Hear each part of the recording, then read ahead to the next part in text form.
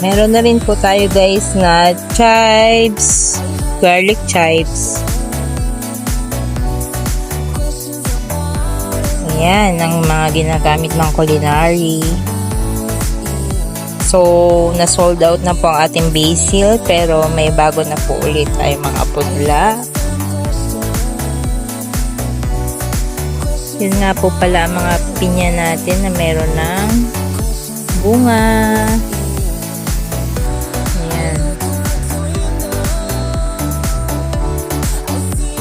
Yung mga bunga na siya.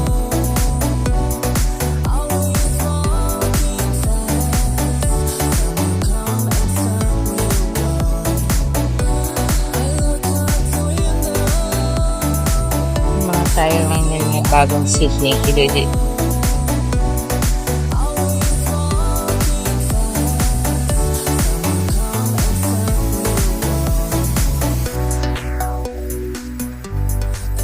Coffee Robusta.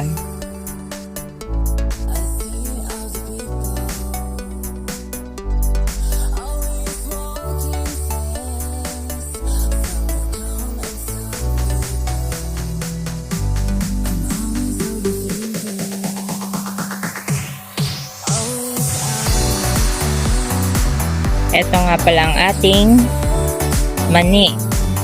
Yan. So, ang ating peanut.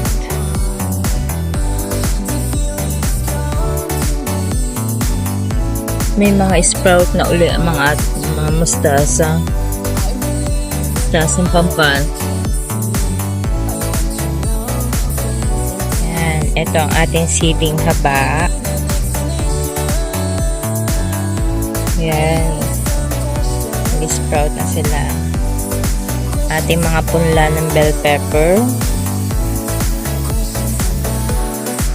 Bougainvillea, ang ating sampagita.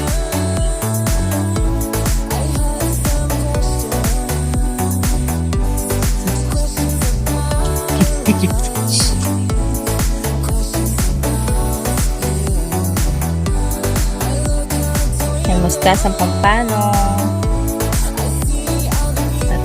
Bell pepper, pero ito ay tusok. Bell pepper.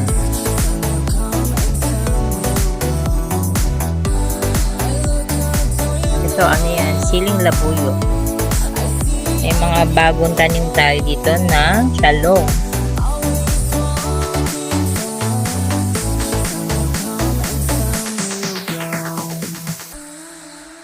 Ating mga salamansi. At si kamatis. So, nagtanim tayo doon ng mga ampalaya.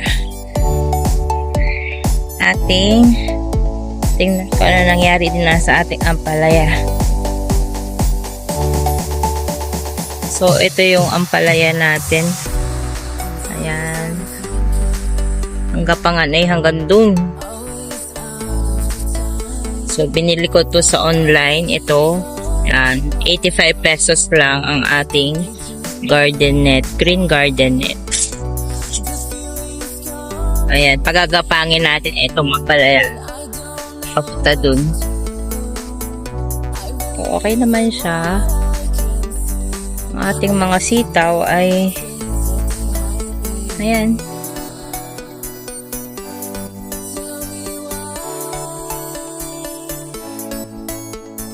Daming sitaw.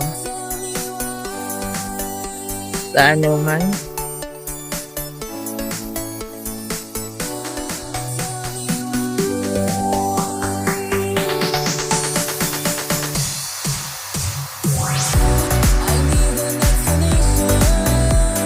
Ay, bala.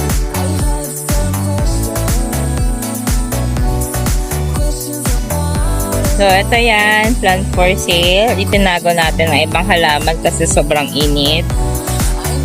So, nandun sa loob yung mga plants natin na medyo maselan. So, ito yung ating mga 3 for 100. At napakalaki ng ating honey tree. Malaki na ang bulas niya.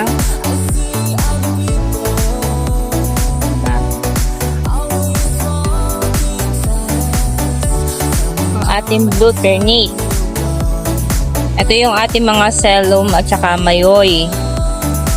Kamali pala ng ano, pag trailing pala ay mayoy.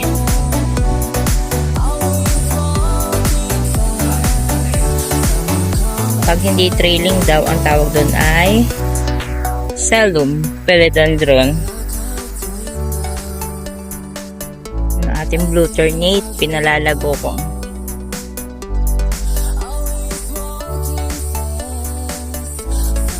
Meron na nga pala tayong red palm.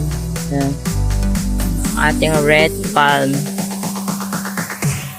Yan, red palm. Galing dun sa Danilia.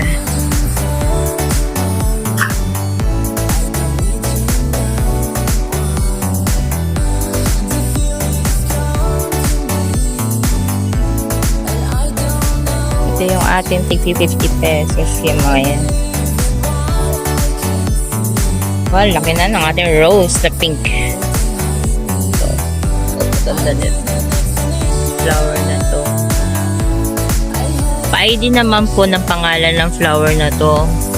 Kasi hindi ko alam po ano ang ID nito. Ganda niya.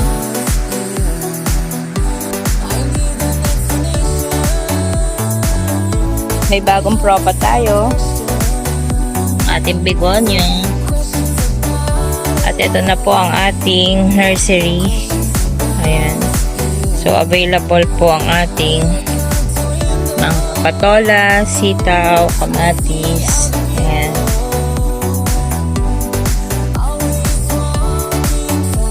Okay, later na lang po ulit. Thank you for watching.